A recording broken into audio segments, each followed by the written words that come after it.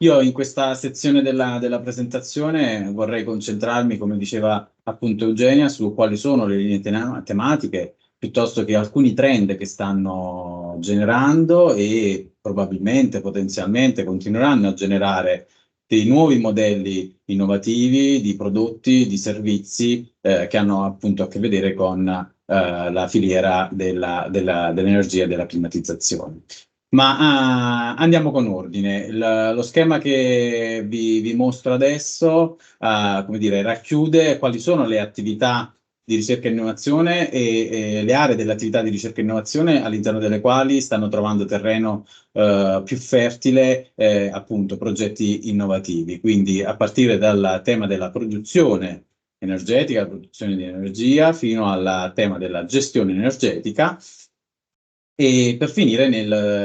diciamo, nell'ambito industriale, quindi con la produzione industriale sostenibile e i temi legati all'industria 5.0, che come anticipava prima Eugenia, diventeranno sempre più centrali nello sviluppo futuro. Ma andiamo con ordine, iniziamo appunto con la produzione energetica e più in particolare dal ruolo centrale che nel contesto attuale stanno rivestendo i combustibili alternativi, sia biocombustibili che combustibili sintetici, il cui diciamo, sfruttamento, il cui utilizzo si inserisce in un'ottica di economia circolare, un approccio di economia circolare che è coerente sicuramente con il Green Deal europeo. Adesso nel corso della presentazione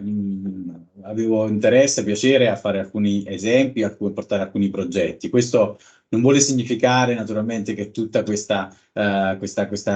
progettazione, cioè tutti questi esempi sono i limiti ecco, all'interno dei quali si muove la rete. Come semplificato prima da Eugenia, le RIS3 sono numerose e sarebbe impossibile declinarle tutte in degli esempi progettuali, in delle applicazioni. Ma diciamo l'intento di questa parte di presentazione è quello di vederne alcune. Partiamo appunto dal tema della produzione energetica. Un esempio che mi è piaciuto riprendere e che ho riportato è quello dell'utilizzo delle alghe, che grazie alla cultura delle quali sappiamo che è possibile produrre combustibile, ma diciamo che il vantaggio dell'utilizzo di queste alghe appunto è il fatto che possono essere sfruttate anche per contenere il fenomeno dell'eutrofizzazione, quindi l'inquinamento di laghi attraverso la fitodepurazione. Un altro vantaggio, diciamo, notevole che ha messo in luce in particolar modo un progetto della Green Fuels è che queste alghe, queste sostanze possono essere nutrite attraverso la CO2 prodotta, ad esempio, dagli scarichi di impianti produttivi e quindi hanno anche il vantaggio di abbatterne le emissioni. Numerosi sono altri vantaggi, le alghe ad esempio non necessitano di particolari condizioni di crescita e i fattori essenziali diciamo, di cui hanno bisogno sono la luce solare piuttosto che l'anidride carbonica e l'azoto e in più i residui del processo di lavorazione possono anche essere utilizzati come fertilizzante. E qui torna il tema appunto della circolarità del processo. In aggiunta hanno anche diciamo, degli impatti ancora ambientali, sono addirittura sociali positivi, nel senso che non sono vincolate ad una raccolta stagionale e non impegnano anche terreni che potenzialmente potrebbero essere sfruttati per la coltivazione a fini alimentari. Ma diciamo che oltre alle alghe, un altro esempio, ed è stato citato recentemente dall'Agenzia internazionale dell'energia, che ha fatto un'elaborazione statistica che dice che addirittura nel 2050 l'ammoniaca soddisferà quasi il 55% della domanda di carburante del trasporto marittimo. Oggi sappiamo che viene utilizzata praticamente solo come elemento per la produzione di fertilizzanti piuttosto che di detergenti, ma l'ammoniaca essendo un composto formato da idrogeno e azoto e non contenendo quindi atomi di carbonio, non emette CO2 quando viene bruciata. E in più, ad esempio, rispetto alle batterie all'idrogeno, possiede una densità energetica addirittura maggiore, quindi magazzina più energia a parità di volume. E infine, non banale, essendo anche una materia già, diciamo, molto, molto scambiata, sembrerebbe quasi non necessaria la creazione da zero di una catena del valore dedicata, perché le infrastrutture per produrla, per trasportarla, per riceverla, ad esempio, nei porti, nei centri di stoccaggio, distribuirla, esistono già. Naturalmente questo non significa che, come dire, non ci sono comunque dei vincoli, delle difficoltà, è proprio per questo che nonostante le strategie di medio-lungo periodo promosse dall'Unione Europea per rafforzare la propria posizione competitiva su questi temi, sull'utilizzo dei biocombustibili, è necessario ancora di più promuovere e incrementare l'intensità di attività di ricerca e sviluppo e fare spingere appunto sull'innovazione per guadagnare ulteriori posizionamenti di leadership a livello internazionale e soprattutto su tecnologie o su processi non ancora maturi al 100%. Un altro esempio è quello delle celle fotovoltaiche, dove ormai sappiamo che da decenni il mantra delle attività di ricerca e innovazione e sviluppo è legato all'aumento dell'efficienza che appunto queste celle sono in grado di raggiungere. Lo conferma anche un rapporto recente sull'innovazione dell'energia redatto da ICOM, che sottolinea come una parte considerevole dei brevetti nel settore appunto delle celle di nuova generazione è rivolta proprio a questo scopo. L'obiettivo quindi è evidente, è quello di trovare, individuare materiali alternativi al silicio, che è quello più diffuso, che consentano di aumentare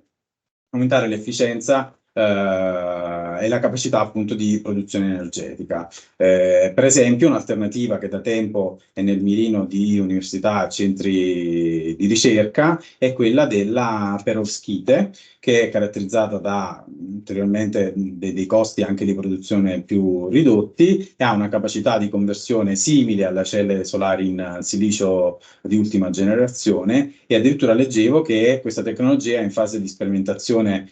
concreta sull'isola di Creta, dove è stato realizzato proprio un parco con pannelli fotovoltaici di terza generazione basati quindi su perovskite e grafene e sta ottenendo praticamente dei risultati molto soddisfacenti. Come questi naturalmente ce ne sono diversi di esempio, uno fra tutti i pannelli trasparenti o addirittura integrati all'interno delle tegole da tetto. Sono tutti progetti che hanno come un trade union quello di spingere numerose aziende ad investire nella ricerca e nello sviluppo, in questo caso ecco, nel cosiddetto fotovoltaico invisibile. Ecco. Oltre a questi due temi non si può non citare naturalmente quando si parla di produzione energetica del futuro l'idrogeno, che sappiamo sta compiendo dei passi avanti in Europa notevoli. L'idrogeno verde è diventato infatti uno dei pilastri del programma Repower EU voluto dalla Commissione europea per raggiungere, come diceva il Presidente prima, gli obiettivi net zero entro il 2050. E da diversi studi sappiamo bene che emerge che l'idrogeno ha un'elevata potenzialità per essere sfruttato come vettore energetico ad emissioni zero e ad alto potenziale di decarbonizzazione. Tra l'altro si prevede che anche il costo di produzione dell'idrogeno da fonti rinnovabili diminuirà e in modo considerevole, addirittura si stima oltre il 65% nel 2050. Però allo stesso modo, ecco, è bene continuare a promuovere la produzione di idrogeno nel breve termine, perché questo facilita il futuro impiego dell'idrogeno rinnovabile, creando appunto una catena di valore necessaria perché appunto questa tecnologia, questo processo sia quanto più diffuso. Abbiamo parlato di produzione energetica, altro tema, diciamo, di primaria importanza è la gestione dell'energia stessa. È difficile oggi pensare a temi come appunto lo sviluppo sostenibile, la transizione energetica e la trasformazione industriale senza far leva sulle capacità che arrivano dall'innovazione digitale. In particolare in questo campo sappiamo che tecnologie quali l'Internet of Things, l'analisi dei big data, l'intelligenza artificiale, il cloud, addirittura la blockchain, stanno proponendo delle soluzioni utili per le imprese appunto per razionalizzare l'utilizzo delle risorse energetiche. Tuttavia però questo, come dire, questo contenimento dei consumi energetici deve essere bilanciato con la produttività e la competitività delle stesse, diciamo, energie rinnovabili. Pertanto, ecco che ancora una volta una soluzione sposata appieno dalla politica energetica dell'UE è quella di spingere sull'efficientamento energetico, che è sicuramente un tema trasversale a tutti i settori, a tutte le tipologie di imprese, che consente appunto di ridurre i costi legati all'energia e aumentare la competitività delle stesse. Ma per mettere a terra queste progettualità, questi temi, abbiamo avuto, come dire, bisogna mettere a valore la digitalizzazione e le innovazioni tecnologiche. Un esempio già citato anche prima da Eugenia è il progetto Gotham, che appunto è stato in grado di utilizzare strumenti sofisticati, quali ad esempio l'intelligenza artificiale, per definire dei modelli predittivi del carico termico in reti di teleriscaldamento intelligenti, ma altre applicazioni sono anche legate alla predizione dei guasti, quindi all'introduzione di politiche di manutenzione predittiva legate anch'esse a strumenti di intelligenza artificiale. Altre applicazioni cruciali, diciamo, dell'IA riguardano il trasporto e la distribuzione dell'energia. Sappiamo che attraverso l'analisi dei dati proveniente da sensoristica, da IoT legata all'infrastruttura, l'intelligenza artificiale consentirà una distribuzione più efficiente dell'energia e una gestione migliore, ecco, delle eventuali interruzioni. Leggevo che grazie al machine learning e algoritmi specifici sarà possibile rilevare anche tempestivamente delle perdite nelle reti, riducendo quindi sprechi, costi, ottimizzando gli interventi manutentivi. Fino addirittura, e questa è l'ambizione, ma non troppo remota, di arrivare alla creazione di un digital twin, quindi di un gemello digitale, una simulazione di ciò che avviene nel mondo fisico, ma realizzata in un ambiente virtuale privo di rischi, di comportamento complesso di tutta l'infrastruttura fisica, che quindi potrà essere simulato, ne potrà essere simulato il comportamento durante tutto il ciclo di vita. A parte appunto il tema della produzione e la gestione dell'energia, un tema che appunto sicuramente attraverso la rete Veneto Clima Energia si vuole portare avanti, si vuole promuovere, è quello della produzione industriale sostenibile. Quindi entriamo in azienda dove bisogna trovare la quadra, ecco, per conciliare l'innovazione, la competitività e la sostenibilità. Quindi questi fattori chiave del modello di sviluppo, di produzione sostenibile e all'avanguardia. Diciamo che per le imprese che cercano nuove forme di valore, nuovi vantaggi competitivi in un mercato che è sempre più sensibile alle tematiche ambientali, la capacità di garantire una produzione sostenibile rappresenta una risposta, diciamo, ad un mercato che chiede a tutte le organizzazioni, di tutti i settori, di tutte le dimensioni, un impegno e delle azioni, come dire, misurabili, vere, per appunto dimostrare la propria attenzione verso la strategia di sviluppo sostenibile. La produzione sostenibile è un paradigma, diciamo, industriale che si prefigge di conciliare quindi l'innovazione tecnologica, lo sviluppo economico con la tutela dell'ambiente. Si tratta di un modello che caratterizza sostanzialmente l'adozione di tecnologie e processi produttivi che minimizzano quantomeno l'impatto ambientale, promuovono l'efficientamento energetico e favoriscono il riciclo dei dei materiali e delle risorse. E quindi una visione un po' più olistica del processo produttivo che non considera solo la fase manifatturiera, quella di produzione di un bene, ma diciamo tutto il ciclo di vita di un prodotto, quindi dalla fase progettuale di gestione dei rifiuti fino addirittura al post-consumo. La produzione sostenibile e l'industria 5.0 sono due concetti che si intersecano notevolmente, sono strettamente legati tra di loro e all'evoluzione dell'industria manifatturiera e soprattutto alla sua intenzione, al suo interesse di affrontare queste crescenti sfide in termini ambientali e sociali. Però mentre la produzione sostenibile si concentra sul ridurre l'impatto e migliorare l'efficienza delle risorse nel processo produttivo, Industry 5.0, quindi l'evoluzione del concetto 4.0, introduce un nuovo modello di personalizzazione, di collaborazione tra l'uomo e la macchina, che mira, come dire, a realizzare un'economia più resiliente, una produzione più resiliente, inclusiva, quindi che abbia un impatto in termini di sostenibilità sulle persone, ma anche orientata appunto al benessere dei lavoratori.